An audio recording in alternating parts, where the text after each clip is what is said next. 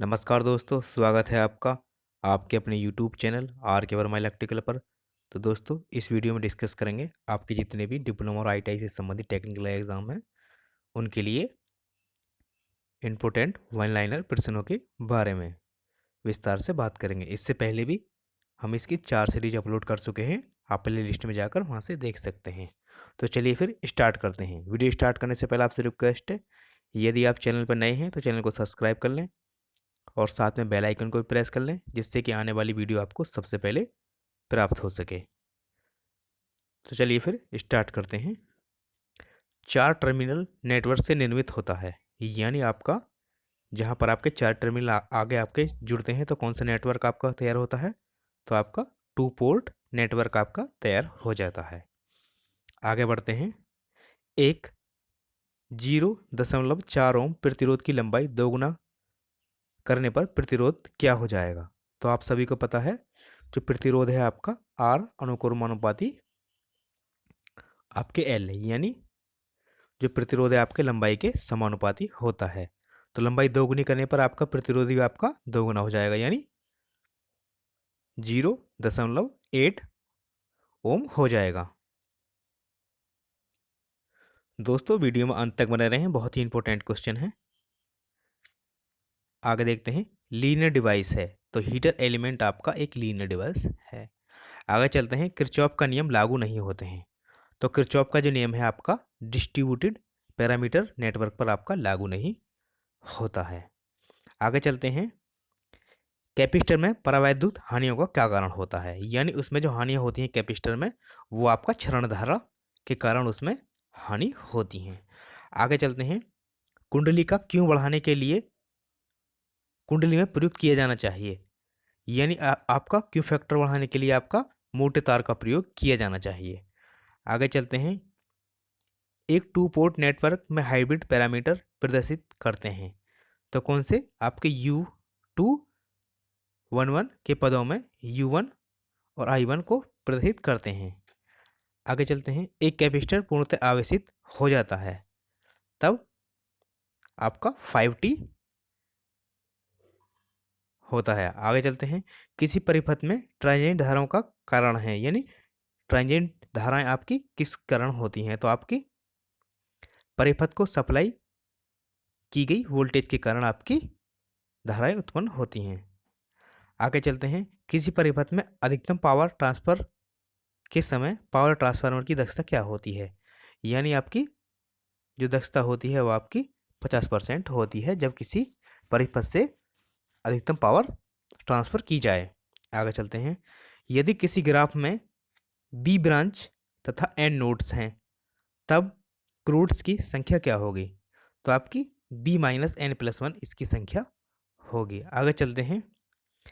एक कांस्टेंट के band stop filter में संट एलिमेंट होता है, तो आपका श्रेणी एल सी परिपथ होता है।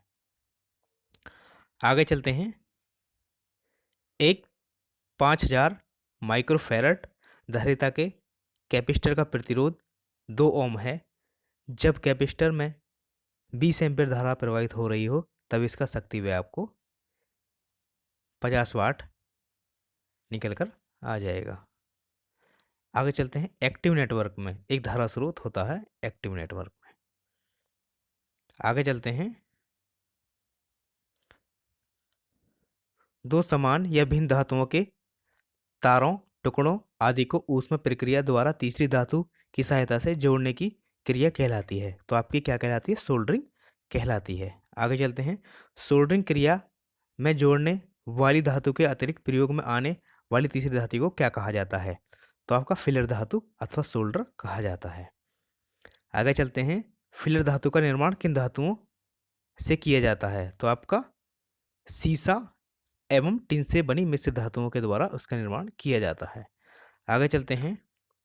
वैद्युतिक उपकरणों के लिए प्रयुक्त सोल्डर में टिन एवं लेड की प्रतिशतता बताइए। यानी आपके जो विद्युत जो उपकरण होते हैं उनमें सोल्डरिंग करने के लिए आपका 50% टिन और 50% आपका लेड प्रयोग में लाया जाता है।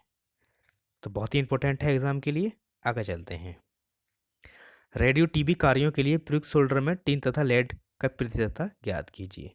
तो आपकी 80% टिन तथा 20% आपका लेड होता है रेडियो, टीवी इत्यादि कार्यों के लिए जो सोल्डर प्रयोग में लाया जाता है। ये भी आपका बहुत इंपॉर्टेंट है। फ्लेक्स बाजार में किस रूप में उपलब्ध होता है? तो आपका चूर्ण या लेई के रूप में आपका मिल जाता है आसानी से बाजार में फ्लेक्स। ब्लू लैंप द्वारा सोल्डरिंग करने के लिए किस तकनीक की आवश्यकता होती है? तो आपकी ब्लू लैंप, सोल्डर रॉड एवं फ्लेक्स की आपकी आवश्यकता होती है।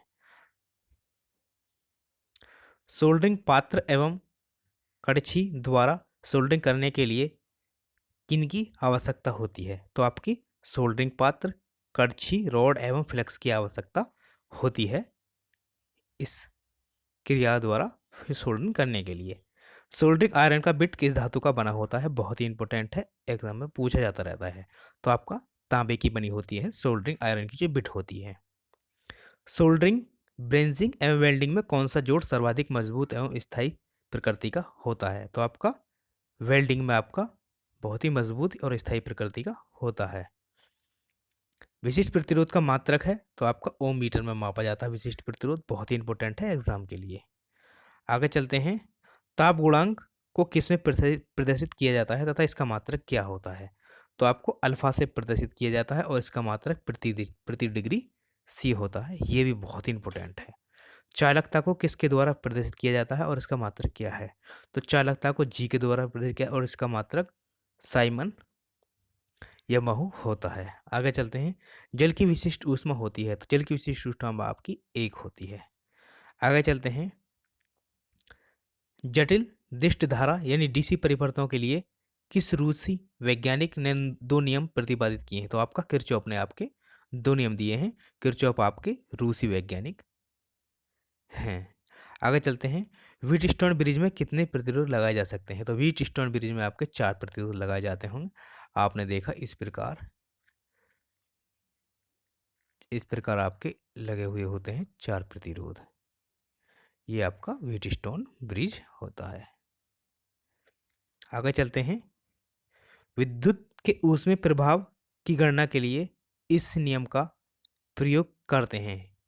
इस कथन में किसके नियम की चर्चा की गई है? तो आपका जूल का नियम का प्रयोग किए गए हैं। जूल का नियम होता है एस अनुक्रमादि I square R into T. जो ऊष्मा होती है आपकी धारा के वर्ग, रेजिस्टेंस और आपके ताप के समानुपाती होती है। किसी बंद परिपथ में चालकों के संगम पर विद्युत धाराओं का बीजगणितीय योग शून्य होता है। यह कथन किसका है? तो यह आपका किरचॉफ का पहला नियम है। किसी संधि पर मिलने वाली समस्त धाराओं का बीजगणितीय योग शून्य के बराबर होता है। किरचॉफ का पहला नियम है और यह आपका आवेश संरक्षण के सिद्धांत पर कार्य करता है। यह भी आपसे पूछ लिया जाता है। और दूसरा नियम, किरचॉफ का दूसरा नियम आपका ऊर्जा संरक्षण के सिद्धांत पर कार्य करता है। यह भी आपसे ज्यादातर पूछ लिया जाता है। आगे चलते हैं। इस उपकरण का प्रयोग व्हीटस्टोन ब्रिज में अज्ञात मान वाले प्रतिरोध का मान ज्ञात करने के लिए किया जाता है। इस कथन में किस उपकरण की ओर इशारा किया गया है? यानी आपका पोस्ट ऑफिस बॉक्स होता है। इसके द्वारा अज्ञात मान का प्रतिरोध ज्ञात कर लिया जाता है। आगे चलते हैं। यह नियम डीसी परिपथों में धारा आई, विभवांतर वी तथा प्रतिरोध आर में संबंध स्थापित करता है। इस कथन में किसके विषय में बताया गया है? तो आपका ओम का नियम के बारे में बताया गया है। आगे चलते हैं। किसी विद्युत उपकरण में आउटपुट तथा इनपुट का अनुपात होता है। इस कथन में किस ओर संकेत दिया गया है? तो आपकी वैद्युतिक दक्षता output upon input into 100 efficiency निकाली जा सकती है इस प्रकार। सोल्डर का गलनांक जोड़ी जाने वाले धातु के गलनांक से आपका कम होना चाहिए। सोल्डर आयरन की अपेक्षा ब्लू लैंप से बड़े जोड़ लगाए जा सकते हैं। वेल्डिंग में जोड़ की धातु को पिघलाया जाता है। किसी चालक का प्रतिरोध उसकी लंबाई के अनुक्रमानुपाती होता है क्योंकि आर बराबर रो एल अपॉन ए होता है। विशिष्ट प्रतिरोध का विपरीत प्रभाव विशिष्ट चालकता कहलाता है। जब किसी चालक में विद्युत धारा प्रवाहित की जाती है तब वह आपका गर्म हो जाता है। तो दोस्तों ये थे कुछ इंपॉर्टेंट वन लाइनर जिसका इस वीडियो में आपसे डिस्कस किया गया है। मिलते हैं आपसे अगली वीडियो में, तब तक बने हमारे चैनल पर। और प्लीज़ चैनल पर नए हैं तो सब्सक्राइब कर लें और वीडियो को ज़्यादा से ज़्यादा लाइक और शेयर करें। और बाकी देखने के लिए वीडियो के डिस्क्रिप्शन में आपको उनका लिंक मिल जाएगा, वहाँ से भी देख सकते हैं या प्ले लिस्ट में जाकर भी आप देख सकते हैं। धन्यवाद दोस्तों।